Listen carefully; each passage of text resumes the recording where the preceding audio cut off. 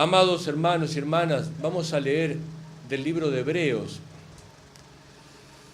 el capítulo 6,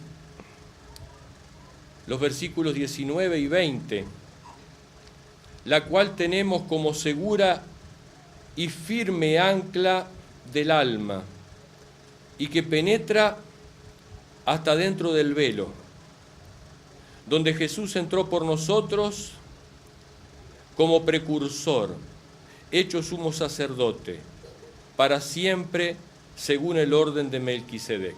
Hasta aquí. Pueden tomar asiento. Y el coro, por favor.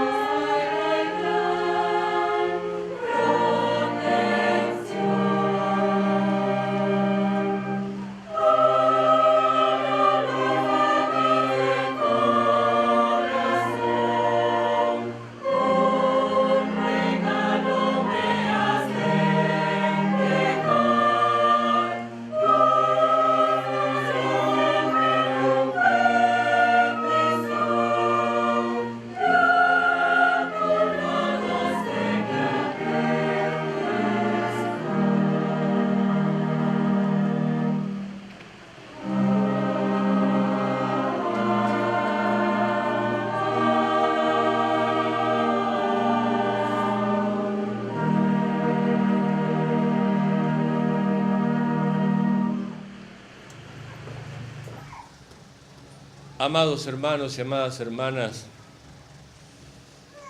ustedes no imaginan la alegría que he vivido estos días junto al apóstol, al obispo y a los siervos que nos han acompañado en cada lugar. Yo he podido ver un poquito dentro del corazón de cada hijo, de cada hija de Dios aquí en Venezuela. Y no me queda duda que ustedes son hombres y mujeres de mucha fe.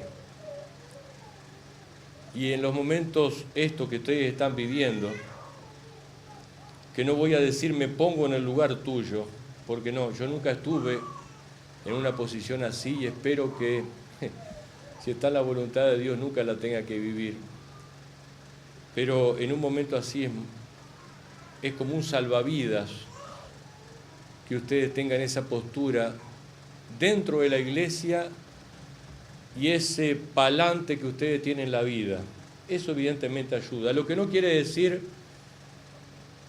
que las 24 horas del día ustedes estén felices.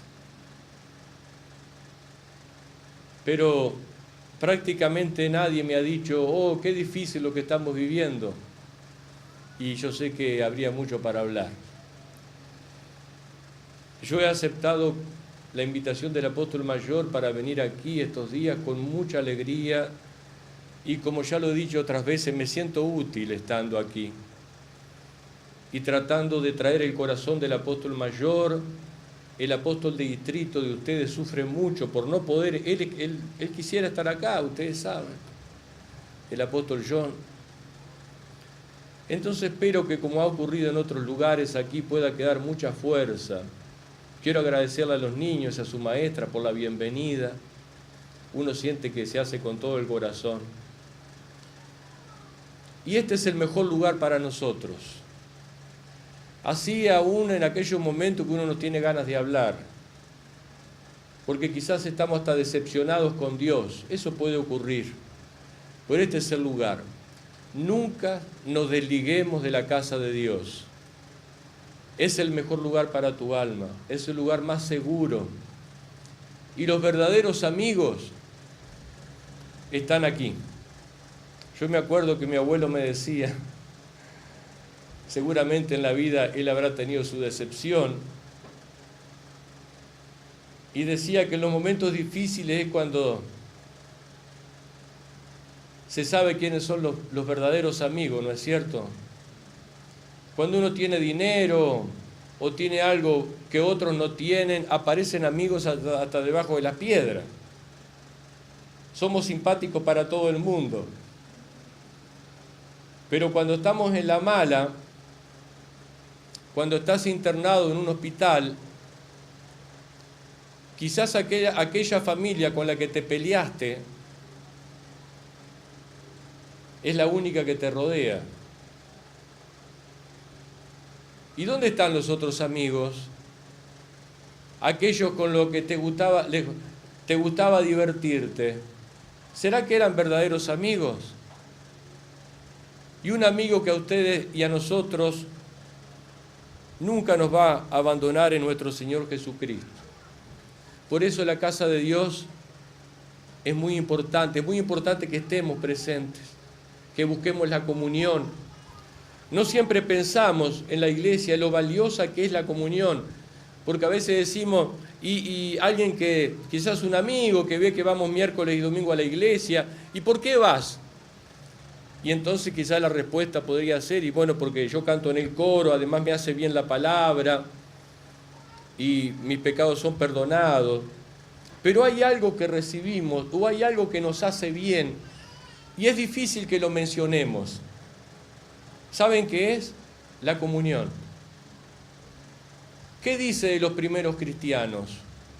Que ellos perseveraban en la doctrina, en el partimiento del pan y en las oraciones. Pero está faltando una columna. Dice, en la comunión. Lo que nos hace bien no es solamente festejar la Santa Cena.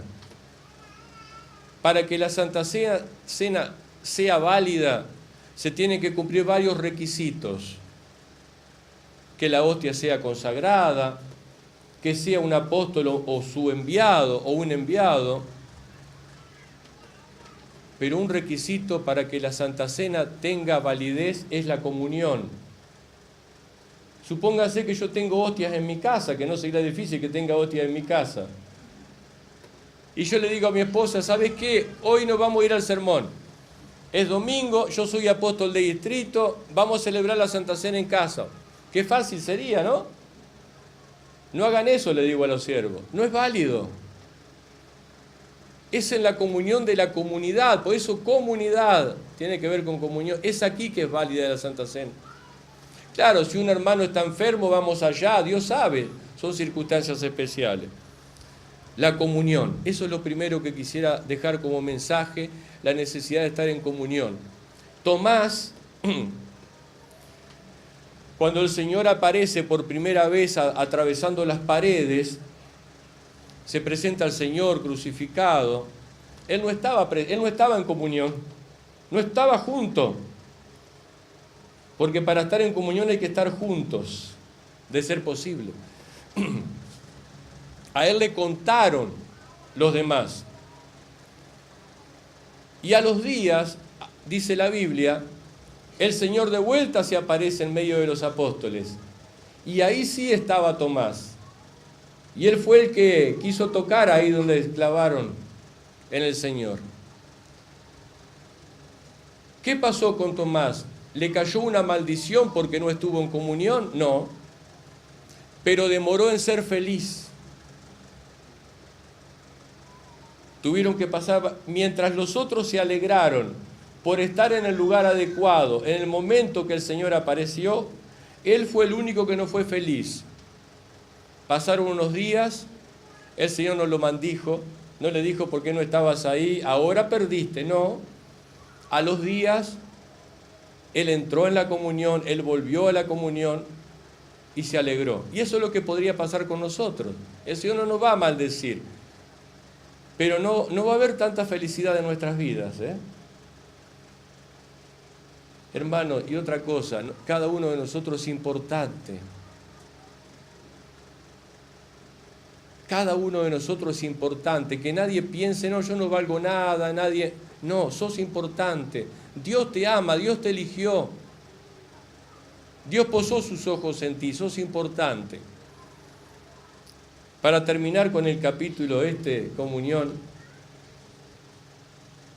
en el siglo XVIII, en Francia, se reunía en un lugar del interior una pequeña comunidad de cristianos.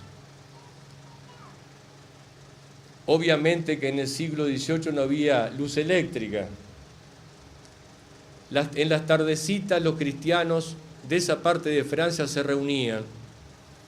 ¿Y qué hacían? Cada uno llevaba un farol, no sé cómo le dicen acá, farol, para iluminarse. Y se sentaban, hagan de cuenta que hoy se cortó la luz y el anciano les dice, bueno, traiga cada uno un farol. Entonces, el hermano que tiene el instrumento musical se sentó y puso el farol al lado. Y así hicimos cada uno de nosotros. Así hacían ellos. Se sentaban y el farol al lado. ¿Y qué pasaba, amados hermanos, cuando alguien no acudía a ese servicio religioso? Era un farol menos. O eran 2 faroles menos, o eran 3. Entonces había menos luz, ¿es cierto? Y es muy importante que tú estés, querida hermana, querido hermano. La alegría no es completa. El siervo mira a la comunidad, como yo tenía un pastor dirigente que miraba a la comunidad y después en sacristía nos decía, la abuela fulana no vino al sermón, vayan a ver qué le pasó. Eso hace un buen pastor. No estaba la hermanita, no estaba su farol, y para el pastor dirigente la alegría no había sido completa. Ahora vamos a ir al texto. El texto dice, lo voy a leer nuevamente, la cual tenemos como seguro y firme ancla del alma, y que penetra hasta dentro del velo. ¿De qué habla? Habla de algo, amados hermanos, que todos necesitamos, especialmente en las dificultades, y es esperanza. Esperanza. El mensaje del día de hoy tiene que ver con esperanza. No estoy hablando de la esperanza que se necesita para sobrevivir todos los días, mantener el buen ánimo a pesar de los problemas. No es de la esperanza de tener una actitud positiva. Es la esperanza de que a pesar que las cosas no vayan bien en lo espiritual, igual quedar fieles a Dios. Alguien escribió lo siguiente, no lo busquen en la Biblia porque no está. Es algo que un estadista dijo al respecto de la esperanza. Esta persona dijo, la esperanza no es la convicción de que todo va a salir bien. La esperanza es la certeza de que aunque algo no salga bien, vale la pena. ¿Quedó claro? Lo repito de vuelta. La esperanza no es la convicción de que en mi vida y en tu vida yo tengo la esperanza, todo va a salir bien. No, esa no es la esperanza. La esperanza es estar convencidos por dentro que bajo la guía del amado Dios, todo vale la pena. Lo bueno y lo malo. Esa esperanza que el Señor quiere alimentar en nosotros. Y aquí toma 2 figuras para hablar de la esperanza. Por un lado, habla del ancla, dice, la esperanza es como un ancla para el alma. Y es así. La fe en las promesas divinas, amados hermanos, es lo que nos ancla en la casa de Dios, la esperanza en las promesas divinas. Y la segunda figura que el Señor utiliza, que aquí quien escribió los Hebreos, que no hay seguridad, no es lo más importante quien lo escribió, fue inspirado por Dios. Y la segunda figura que él utiliza, dice el Santísimo. El Santísimo en el templo de Israel era un lugar especial. Estaba el santo, el lugar santo, al que entraba el sacerdote todos los días, y el Santísimo estaba detrás de un velo, detrás de una cortina. Ahí solo entraba el sumo sacerdote una vez por año. El único que tenía acceso era el sumo sacerdote. Era el lugar donde Dios se manifestaba. Y cuando el Señor ofreció su sacrificio, ¿qué dice cuando Él muere? Se rasgó el velo del templo. ¿Qué quiere decir? Ahora aquello que estaba vedado, que estaba limitado, al que nadie podía acceder, ahora está abierto para todos. El acceso a Dios quedó abierto. Entonces, amados hermanos, ambas cosas simbolizan nuestra esperanza. Lo del Santísimo nos dice que nuestra esperanza no es en un ser humano que nos dice, no te preocupes, va a salir todo bien. Nuestra esperanza está fundamentada en Dios. ¿Y qué dice el texto? Dios no miente. Y si miramos hacia el pasado, vemos que Dios cumplió las promesas. Ese es el fundamento de nuestra esperanza. Que quien nos guía a través de las circunstancias también es el amado Dios. Y Dios es verdad. Y todo lo que nos ha prometido es verdad. Y no va a quedar así, amados hermanos y hermanas. Confíen en la conducción divina. Claro, puedo entender que por momentos sea muy difícil, pero vamos a seguir confiando en Dios. Ese es el fundamento de nuestra esperanza, que Dios es verdad. Y el otro fundamento es que Dios es todopoderoso. Y si Dios prometió, no es como nosotros, que prometemos, y a veces aunque tengamos las mejores intenciones, no tenemos condiciones para cumplir lo que prometimos, porque no somos todopoderosos. No, nuestra esperanza se fundamenta en que Dios es verdad, nunca miente y va a cumplir lo que dijo. Nuestra esperanza se fundamenta en que Dios es todopoderoso y nada impedirá que Él envíe a su Hijo. Y Él va a dejar llegar las cosas hasta un límite que Él desee. Confíen, amados hermanos. Es lógico que ustedes piensen, mire, apóstol de distrito, esto ya pasó de los límites. Y no sientan pena de tener ese pensamiento. Y no sientan pena de sentirse desesperados en algún momento, que justamente se desespera el que no tiene esperanza. Eso quiere decir desesperación. No, el ancla de tu fe tiene que ser confiar en las promesas divinas, mantener la esperanza. Pero más adelante, amados hermanos, en el segundo versículo aclara algo que para redimir el tiempo lo voy a explicar. Antiguamente, cuando un barco llegaba al puerto, no siempre tenía condiciones de entrar al puerto y no encontraba un lugar seguro para clavar el ancla, porque el ancla no se puede poner en cualquier lugar. Entonces, ¿qué se hacía? El ancla se colocaba arriba de un botecito. Y había marineros que iban con esa ancla hasta un lugar donde la colocaban en el agua. Esa es la imagen, amados hermanos, que nuestra ancla está segura cuando está fundamentada en Jesucristo. Él es el mejor fundamento para nuestra ancla. Claro que eso todo tiene un proceso, porque creer en Jesucristo es creer en sus enviados.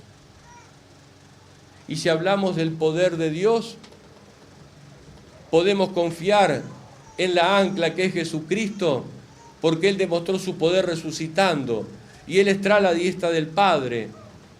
Y cuando falleció, apedreado el diácono Esteban, la figura que vio Esteban, y eso le dio ánimo, fue ver a Jesús de pie a la diestra del Padre. No estaba sentado, de pie, prestando atención, atento a lo que ocurría en la temporalidad. Y amados hermanos, Dios está atento a lo que ocurre en vuestras vidas. Dios no se olvidó de ustedes. Tengan la seguridad. El ancla también es algo invisible. Y el diablo en estos momentos se va a preocupar por subrayar y te va a decir, todo muy bien, vos tenés fe, hace años que estás en la iglesia, y mira, compará lo que vos creés con lo que vos ves. Compará tu fe con lo que vos esperás. Y como que no coincide, parece, ¿cierto? Yo tengo mucha fe, trabajo para Dios, hago esto, hago lo otro, y en la vida me va mal. Y a veces en la vida me va peor que antes de ser apostólico. Eso puede ocurrir. Y el diablo se va a preocupar de subrayar eso, de señalar la incoherencia que existe entre lo que creemos y lo que vivimos. No hay tal incoherencia. ¿Quién nos dijo que el camino del seguimiento iba a ser fácil? Nosotros queremos andar el camino que anduvo el Señor, porque queremos llegar donde Él llegó. Es así de sencillo. Queremos nosotros también estar a la diestra del Padre. Pero el camino del Señor no fue fácil. ¿Qué les voy a decir a ustedes? Ustedes conocen cómo fue la vida del Señor. Entonces no hay tal incoherencia entre lo que creemos y lo que vivimos. El arca es invisible. Así como nuestra fe no se puede explicar en palabras y para muchos puede parecer locura, como dijo el viejo apóstol, pero hace su trabajo. Y la fe es necesaria no solamente cuando hay tormenta, ni que hablar cuando hay tormenta y el barco se refugia en el puerto, no es suficiente con eso, hay que echar el ancla, y a veces varias anclas. El ancla es lo que permite que el barco quede firme y no naufrague, y vienen los vientos, pero el barco está ahí asegurado. Y cuando no hay tormenta, ¿por qué se echa el ancla? Es muy sencillo. No hay viento, no hay lluvia, pero están las corrientes marinas. Y si no se echa el ancla, las corrientes llevan al barco a la orilla o a las piedras y naufraga. Y por eso precisamos el ancla de nuestra esperanza, amados hermanos. Hay corrientes espirituales detrás de pensamientos que nos quieren hacer dudar de nuestra fe. Entonces, estar anclados en el Señor es el mejor lugar, porque aquí recibimos todo: ayuda y lo que mi alma necesita. Y es el mejor lugar, porque es aquí que el Señor me va a venir a buscar, no en el lugar físico de la iglesia. El Señor va a venir a buscar a los fieles, pero no a los fieles que estén dispersos, no, a los que estén integrados al rebaño. Aquellos que cada miércoles y cada domingo vengan con su farol y se sienten, y con su presencia llenan de alegría este lugar. Amén. Amén. Amados, llega el momento de prepararnos para el perdón. Y en algún lugar lo he expresado, y es bueno recordarlo, y nos hace bien que el Señor no nos humilla. A pesar que Él es el único que sabe lo que hemos hecho, quizás de nuevo.